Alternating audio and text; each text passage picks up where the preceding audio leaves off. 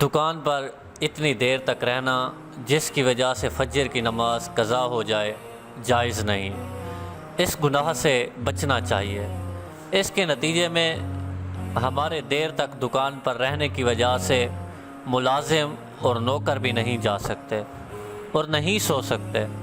ہماری وجہ سے ان کی نماز بھی قضا ہوتی ہے اور اس کی وجہ سے ہمارے گھر والے بھی نہیں سو سکتے۔ وہ بھی آپ کے منتظر رہتے ہیں کہ آپ آئیں، کھانا کھائیں، اور کھانا کھانے کے بعد بھی ایک دم بستر پر لیٹنا مناسب نہیں۔ لہٰذا کچھ دیر تک بیٹھیں، اور اس بیٹھنے میں 1-2 بج جانا کچھ مشکل نہیں۔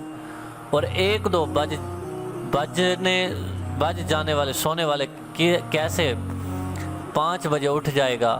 وہ تو عموماً 7-8 بجے اٹھے گا۔ اسی طرح وہ نماز قضا کر چکا ہوگا۔ یاد رکھیں، کمانے کی خاطر نماز قضا کرنا یا جماعت قضا کرنا جائز نہیں، اور اس ناجائز کام کی وجہ سے دکان کے دیگر ملازموں اور اپنے گھر والوں کی نماز قضا کرنا جائز نہیں۔ اب ہماری ذرا سی غفلت اور کوتاہی کی وجہ سے ہماری بھی جماعت فوت ہو رہی ہے، ہمارے گھر والوں کی نمازیں بھی قضا ہو رہی ہیں اور ان کی نمازیں بھی فوت ہو رہی ہیں۔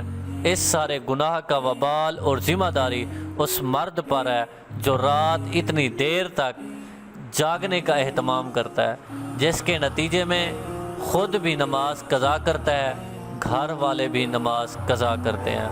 کہ بلا شبہ ہمارا پیشہ مٹھائی کا ہے، اور مٹھائی کے پیشہ ہونے کی وجہ سے دکان رات کو دیر تک کھولنی پڑتی ہے، کیونکہ مٹھائی کی دکانداری شامی کو زیادہ ہوتی ہے۔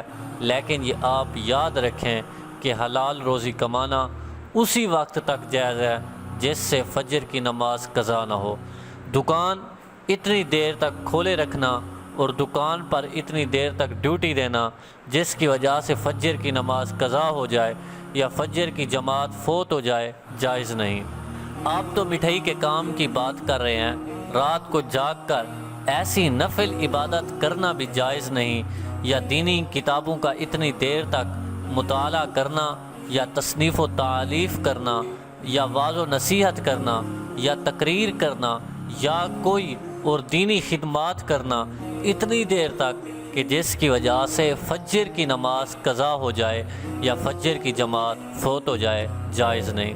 جب کوئی دینی کام اتنی دیر تک کرنا جائز نہیں تو دنیا کا کام کیسے جائز ہوگا؟ اس لیے ہمارے عزیز اور میرے بزرگوں اس بات کو یاد رکھیں کہ بے شک آپ رات کو 11 بجے تک دکان کھولیں، لیکن 11 بجے کے بعد بند کرنے کی کوشش کریں تاکہ آپ 11:30 بجے دکان بند کر کے فارغ ہو جائیں اور پھر اپنے گھر جا کر آرام کر سکیں اور فجر کی نماز ہر قیمت پر ادا کر سکیں۔